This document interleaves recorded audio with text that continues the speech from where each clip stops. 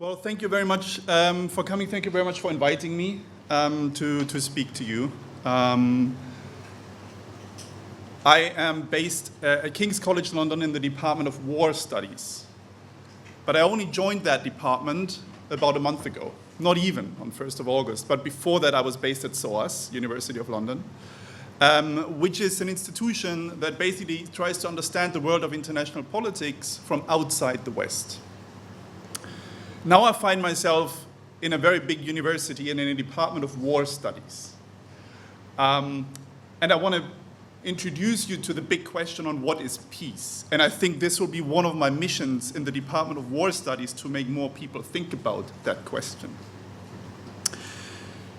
Now, I think it is a very important question. And in a way, while it is quite hard to follow excellent presentations and discussions preceding mine, I do think that it is crucial that sometimes we step back and ask the big questions, especially if the big questions seem to have obvious answers.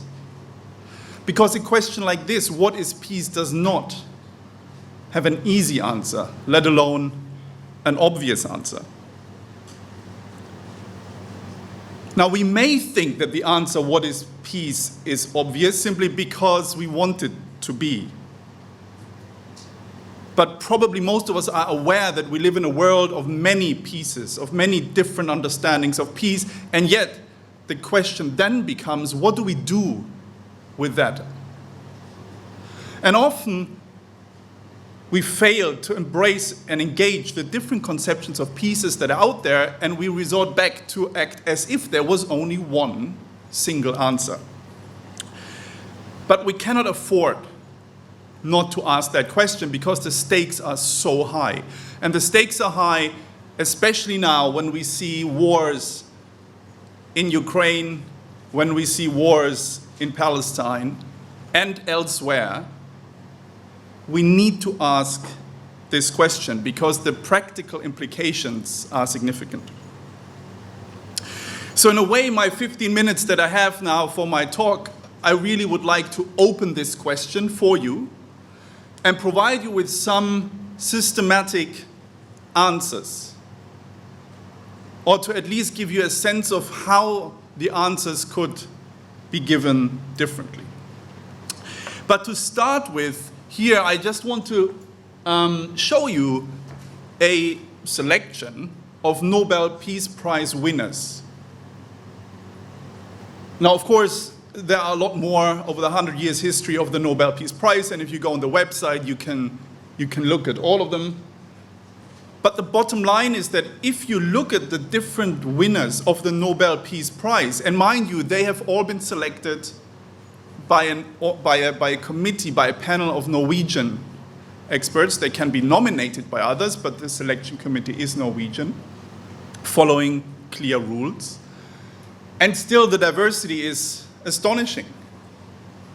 Individuals, organizations, all kinds of different reasons for why the Nobel Peace Prize is awarded, and that gives you a glimpse at the pluralism, at the plural understandings of what peace might be, of who we think contributes to peace.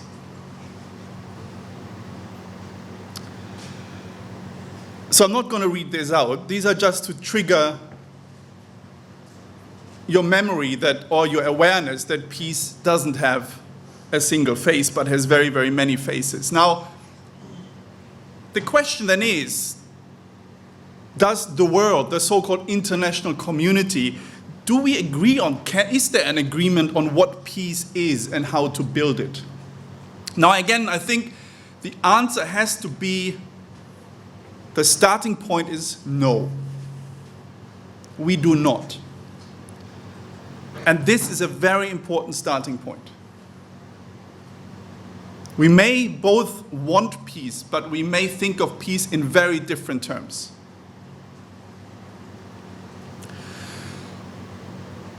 Now, what I want you to see is that often peace has been understood in terms of a design. So one of the problems when we think about peace, okay, I hope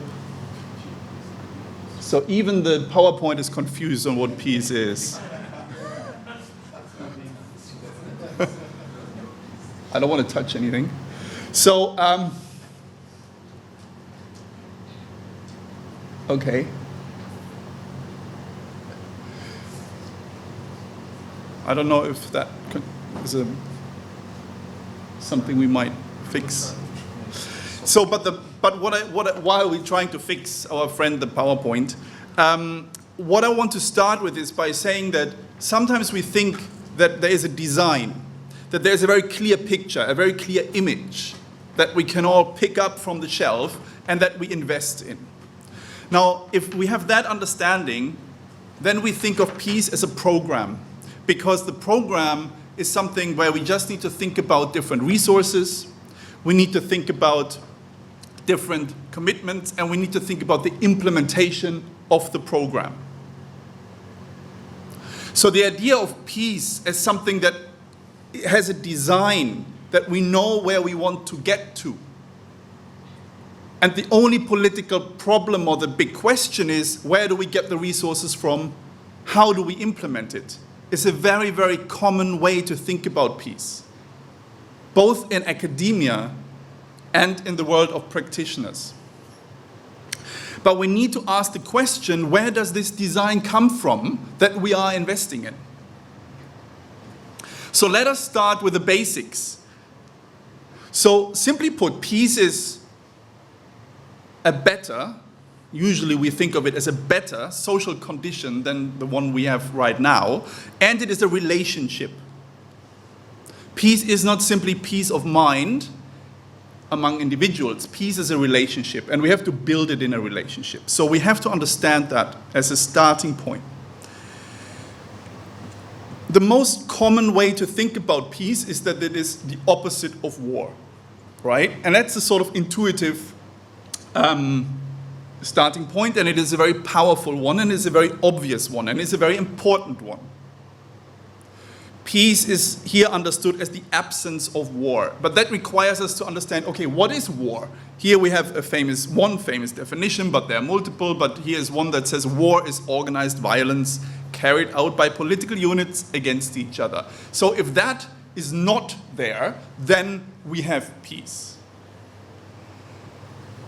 So it's about black and white, yin and yang, it's peace as not war, it's about opposites, right?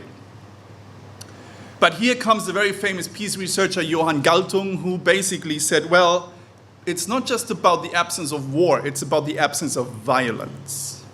This was the first step, and it's important to remind ourselves that if once we take that seemingly small step, a whole world opens up. Namely, we have to think about what are the conditions in which violence is absent. And Galtung basically did very important work in alerting us to think about violence in different ways. So his typology was that there is something that he called negative peace. Negative peace is a condition where there is absence of personal, physical, or psychological violence. So people don't hit each other, they don't injure each other physically or psychologically. So this is often understood to be a condition of law and order. But for Galtung, that is not enough, right? This notion of peace as negative, as only the absence of personal violence, as important as that is, misses that violence can still exist under these conditions. It is just a different type of violence.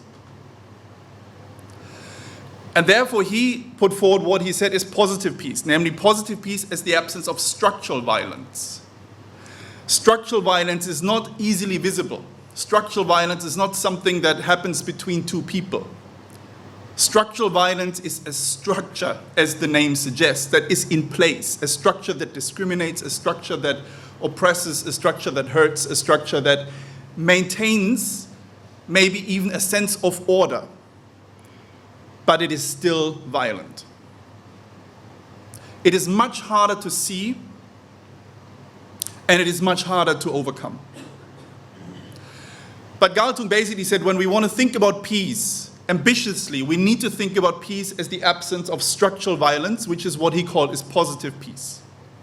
Now, these are very, very well-known and famous conceptions of peace. So this distinction has been out there for a long time. I mean, Galtung wrote about this in the 1960s. And Galtung is still alive, although barely, I think, but he's a very famous peace researcher who has put this, again, forward such a long time ago. Yet in my field of international relations, only about 10 years ago, people started saying, maybe we should pay attention to this concept of positive peace. Think about this, yeah?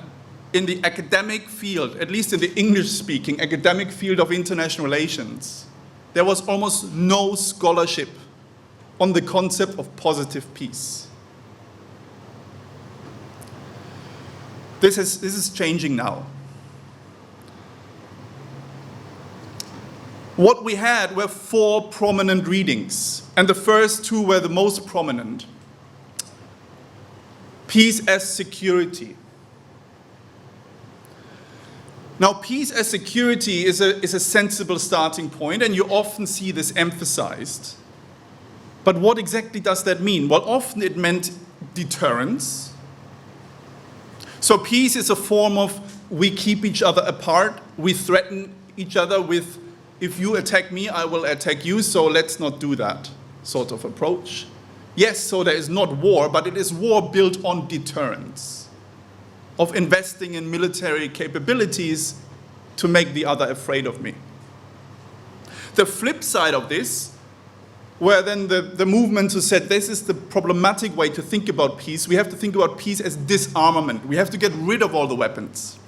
So here you have a massive debate already on this seemingly simple idea that peace as security can be understood in either building up my arms arsenal or getting rid of it. So peace as security is not straightforward. Then you have the very well-known notion of peace as order, which I just mentioned earlier, Galtung would argue is a form still of negative peace. Yet, in my field of international relations, one of the most prominent arguments, and a lot of ink has been spilled, many hundreds of articles and books have been published on this notion of the liberal democratic order as being a peaceful order. And there's a very prominent argument that says democracies do not fight wars against each other. Now, this has almost become a gospel in Western academia and also among Western policymakers.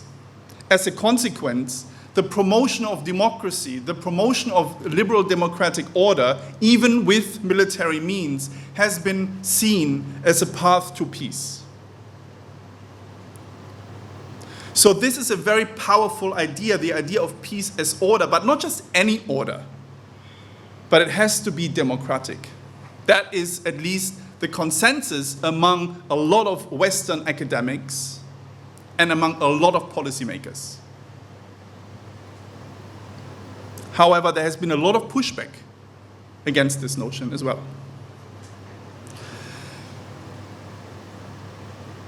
And you might ask, why does an order have to be liberal democratic in order for it to be peaceful? Well, the argument here is because that's where people can express their grievances, then that's when conflicts are solved peacefully, that's when transparency is greatest, and so forth and so forth and so forth. There's a long list of arguments of why democracy or liberal democratic order is supposedly more peaceful than any other kind of order. Often this is also linked to the rule of law. However, there's then a more ambitious concept of peace as justice. And I mentioned this earlier, Galtung would argue that this is the notion of positive peace, peace as justice. Now, but what is justice? And again, here we have a big political debate. Of course, that my justice, my understanding of justice may be very different from yours. Do we talk about justice as punishment, reparation, redistribution? Is justice about equality, as we heard earlier? What do we mean by justice, and when will justice be achieved? There is no easy answer to this. And we would kid ourselves if we think there would be. So the idea of peace as justice, again, is something we might initially all agree to, but when we get down to what exactly is justice and how do we achieve it, very quickly this becomes a very contested terrain. Yet we would probably agree that it is more important or more desirable than simply stopping with peace as security or order. Finally, the most ambitious one, and yet one which hardly ever is seriously considered, is peace as harmony. Now this is both, you find this both in European theology, but also in East Asian theology. Peace as harmony is understood as a shared living together without conflict. Now, very, very simplistically put. Now, I'm not an expert on philosophies of harmony, but there's a really important question of whether we are ignoring something simply because it is too utopian. Yeah. What is a harmonious relationship? This is often considered to be utopian because, so the argument, it ignores that conflict is a fact of life. So we shouldn't ignore and we shouldn't think away conflict. We need to see and accept conflict because we are different, we have different interests, we have different passions. Conflict is not necessarily a bad thing if we can manage it without hurting each other. So the argument here is that peace as harmony really goes a step too far. It is unachievable and it is not something that is actually possible. But still, these are four prominent conceptions of peace that you will find lurking in every conversation. One or the other is going to be at the forefront. But they're all political designs and they're all contested. Again, this may be obvious, but I think it is very important for us to remember that. So rather than thinking about peace as design, peace as something that we know what it is and we just have to build it, we just have to design a program around it, I suggest that it is more difficult but more creative and more fruitful to think of peace as art. And I take this from Jean-Paul Lederach, who is a very well-known, a quite seasoned peace researcher in the United States, who wrote a book, many books, but one of it was Peace as a Moral Imagination. And he argued that a moral imagination is the capacity to imagine something rooted in the challenges of the real world, yet capable of giving birth to that which does not yet exist.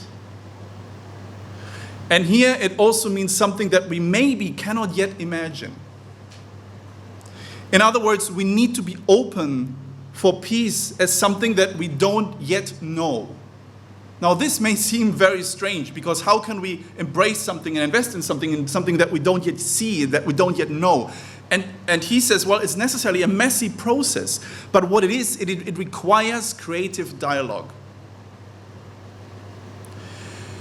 It is, and this is my reading of it, it is about, yes, a better shared social condition that emerges out of creative dialogue. But it is a dialogue that both sides want to invest their identities in. So we have to be committed to this dialogue. Now, what does that mean? And are there any parameters still that we can use to think about this? And I suggest there are three ways to, well, I'll break it down into two in the interest of time. One is that peace and this dialogue is about thinking about peace in time. Peace isn't something about the just here and now. It emerges through an engagement with the past and the future. And this past and future need to be open. It cannot be closed. It embraces the possibility of a better shared social condition in the future. But it must be grounded in the experiences and memories of the past. This means it must accept and work through legacies of violence. Now this means we have to actually reverse the starting point and rather think about peace as the absence of war. We have to understand peace as working through the presence of war, in the sense that the memories of war and violence are not gone. They will stay with us. How do we work through the memories of violence and war in creating a peaceful future? This is an understanding of peace in time, but that is not checking war at the door. It understands that we cannot simply leave war in a historical place. It is staying with us as a legacy. But it also can draw on nostalgia. It can draw on an idealized past. We heard before the idea that maybe, once, the idea of Palestinians and Israelis or Jewish and Muslims being cousins, right? The idea that there was a time, and there are times, when we can see that working together peacefully, living together peacefully, so that the past can also be a resource, not just of hurt and violence, but also to help to imagine possible better futures if we tap into a notion of nostalgia almost. Above all, this notion of peace in time must be centered, not must be entered, there's a letter missing, I apologize, around the experience and expectations and aspirations of populations who suffered the most. This is very important because we have to ask the question, peace for whom? When peace is not something that we already know what it is, we need to listen to those voices who have suffered the most. What is your understanding of a peaceful future? How do you deal? How do you process past hurt and violence and create an aspirational, positive world out of it? Now this brings me to the last point, namely that peace is politics that needs to work both top down and bottom up. It needs to be a dialogue. Yes, one can say that, and this place where we're in is emphasizing dialogue, but we need to have a dialogue about the meaning of peace, not about a dialogue about something that we think we already agree on. And this is my key message. We need to have an understanding of dialogue as something that opens the question of what peace is, and that turns the contestation, the differences, the disagreements over the meaning of peace into something productive, into something fruitful, and that creates something that we can both live with and want to invest in, but it requires leadership. And that political leadership needs to come both from the top and from the bottom.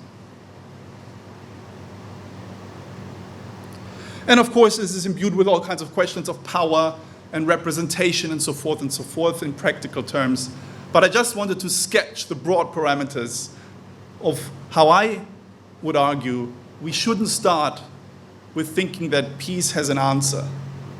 But we need to start with opening the question and listening to each other's conception of what peace might mean for you and me. Thank you.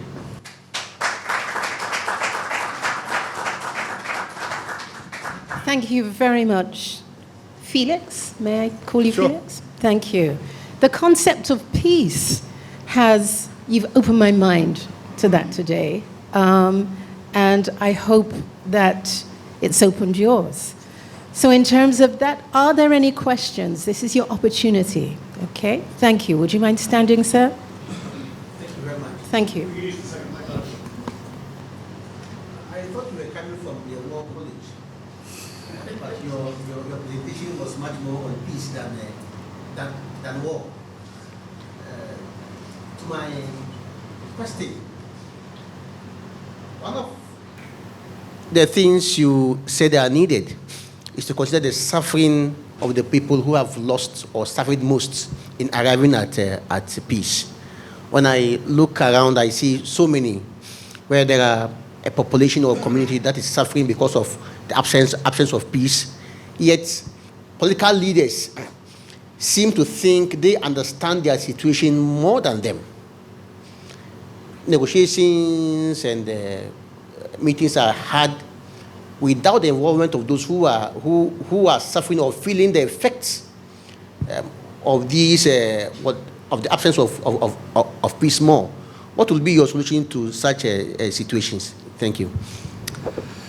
Yeah, this is one of the big questions of those who committed their careers to peace research and to peace building, and the question of how do you get governments and those political elites to listen to those who are not in positions of power, but who probably have suffered a lot more than those who are in a position of political power.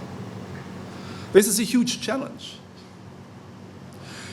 And it requires, number one, to understand that, hey, this is your responsibility as a political leader.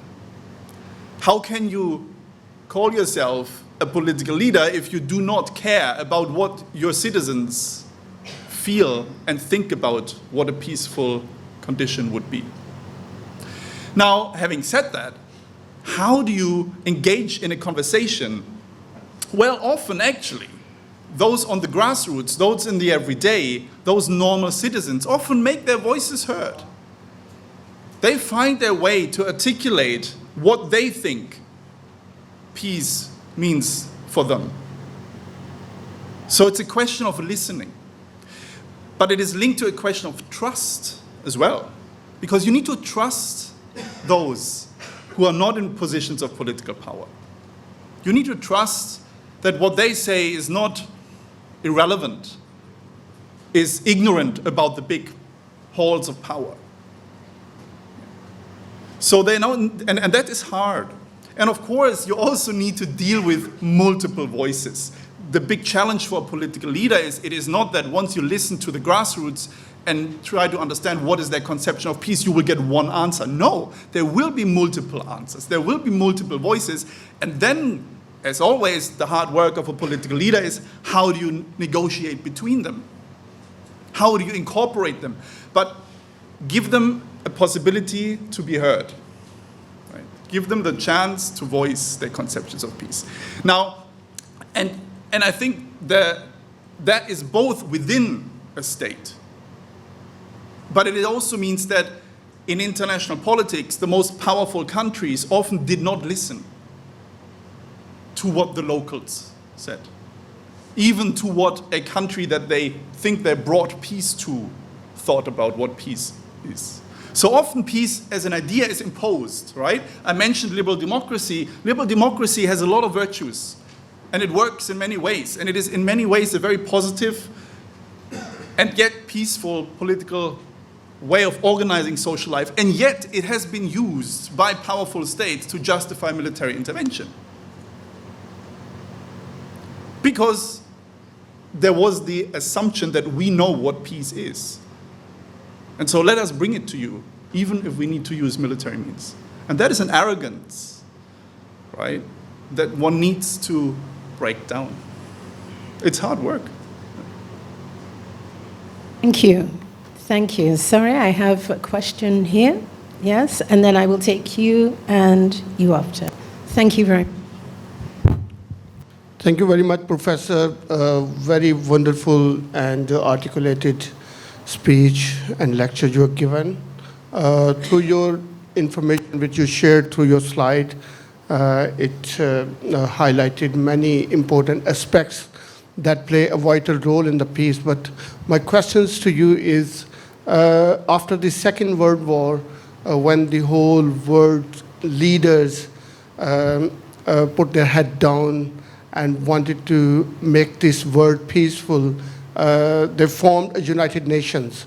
And wherever there is a war between the states and between the countries, the United Nations always play a very vital roles towards diplomacy, towards creating the peace. But unfortunately, the one reason which is not helping to creating a peace between the countries such as Israel and Palestine, Pakistan and India, and there are so many other countries which are going through with so many wars and tensions on their borders, is that the United Nations doesn't have a power to implement their decisions.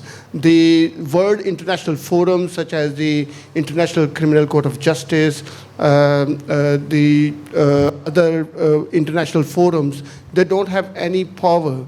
They sit together and they make decisions, or they discuss the issues, and the decisions end up nothing.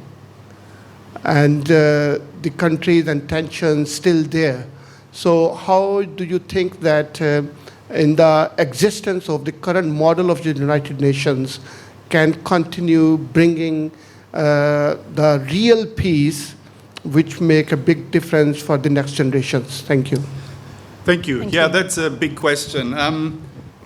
Let me answer it in two ways. The first is that the United Nations was founded, yes, to create a forum that prevents wars and to create a forum where threats to peace would be discussed amongst the most powerful states, and then one could act accordingly with a mandate to prevent war from breaking out. Right? That was the idea. Of course, during the Cold War, then this basically became defunct. The Security Council, which is the most premium forum in the United Nations, became paralyzed, as we know. But the key point here is that the most important forum in the United Nations was called the Security Council, not the Peace Council. Now, you find in UN documents always they speak of peace and security. In every phrase where peace is mentioned, it usually is mentioned together with the term security. The problem is, what this does is that the concept, the notion of peace is being co-opted by the notion of security. And this has been the problem of the United Nations. One problem of the United Nations has been that it has not gone beyond security as the primary overarching concept, even though peace is the one condition that it was supposed to be dealing with and protect. Yeah. So I think this is the first problem, that peace was thought of in terms of security. The second is, of course, that the different understandings of what peace is, let alone what security is, right, as I mentioned earlier, there needs to be an openness to this question. There needs to be a readiness and a willingness to actually put this up for debate and have a discussion about it. Now, I before I did my PhD a while ago, I lived in the United States and I worked briefly at the United Nations headquarters in New York, and I participated in organizing a conference on regional peace building. It was fascinating. There were all the big regional organizations of the world where for a week talked about best practices and so forth, peace building, how do we do this, what can we learn from each other, and so forth. In the end, it was a document that was heavily watered down. Anything controversial was left out because it needed to be a document that captured everyone's view. That's what diplomacy does, right? It creates a language where nobody is offended in the end as well. Now, because of that, you had no sharp edges, you had no sense of disagreements, and thus you had no real sense of how can we have an open conversation, because peace and security were treated as amorph, vague concepts that everybody can read their own meaning into. That was the final document, the outcome of the conference. So I don't have an answer how to make the United Nations more effective. Of course, we know the difficulty of implementation and enforcement and so forth. This is well known. The United Nations has no resources. It has only as many resources as the member states commit to it. And we know that the most powerful ones don't commit many resources to the United Nations. We know that. But even before we get there, I think we have a problem of not even addressing the elephant in the room, namely, have we ever had an open conversation about what peace is before we have an entire department of peace. There have been multiple peace-building missions, of course. Right. Anyway, I could talk about this forever, but I don't want to. But the United Nations has a lot of promise, but it is also one of the most frustrating international forums there is. Thank you. I think there were two more quick questions. Very, very quick. Kurtz? Yeah? Okay, thank you. My name is Razak. Thanks for the presentation. What I wanted to find out from your definition of peace earlier, you said there is the absence of violence. But in my view, it goes beyond absence of violence or war, because it has also to do with economic conditions of people. Because when you just define peace as in the absence of violence, sometimes there's no violence, but there's no peace because of economic hardship. So I don't know if maybe per your definition, it captures economic hardship and other factors. Yeah, that thank affect you. peace, yeah. I can give a very brief answer to this question, which was about, is peace, how can we think about peace in a relationship of economic inequality, where there might not be obvious violence, but there might be significant inequality, poverty. Right? And yes, this is exactly what Galtung meant when he talked about structural violence. So structural violence for Galtung was a condition of, for instance, economic inequality.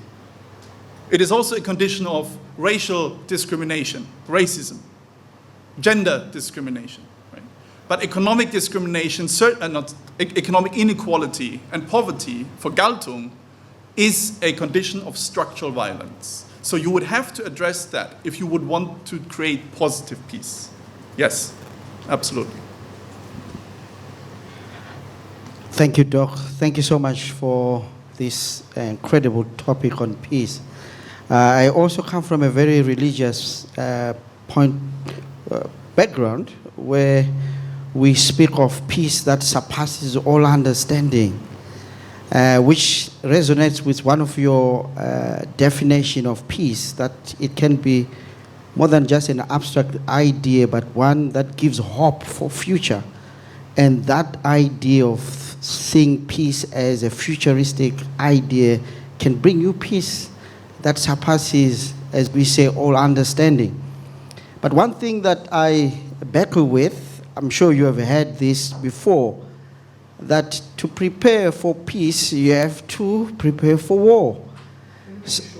So you can't have peace without war. So help me reconcile with that. So very briefly in my answer, this notion that in order to prepare to get to peace or to preserve the peace, you have to prepare for war, is the notion of peace through deterrence. Yeah? And this is a very classic understanding of peace that was the dominant understanding during the Cold War, where the Cold War was basically understood to be cold, right? It wasn't cold in many parts of the world, but cold for a kind of American and Soviet confrontational system in which both sides prepared for war in the sense that it was too costly for the other to attack because there were a lot of weapons on the other side. So this is a piece of deterrence. But this is the most basic and probably unsatisfying condition or understanding of what peace is. And I think if you look at the issue we talked about earlier, or we heard about earlier, the Israeli conception of peace, the conception of the Netanyahu government of what peace is, he writes about this, is deterrence. There is no other vision. Peace is deterrence. Peace is security. Peace is building up as great a military deterrent as you can, and that's it. And that is not enough, as we can see. Thank you. Thank you very much. I just wanted to add something. There is something Nelson Mandela brought about the Truth and Reconciliation Commissions when he was talking about peace to South Africa. It's not a question, but it's a statement. Do you not think that during peace talks there should always be a Truth and Reconciliation Commission so that the hurt can have their voices heard? Of course. I mean, this is another big question which I don't have time to get into, but I think the notion of a truth and reconciliation process is precisely to get those who usually don't have a voice to tell their stories and to understand what they have experienced. Yes, it is very important. There are a lot of arguments that this also creates more grievances and so forth, but I would argue this is central if we want to take the idea of peace as centered around those who suffered most seriously. Thank you very much. Another big round of applause for Dr. Felix Berenskötter. Thank you.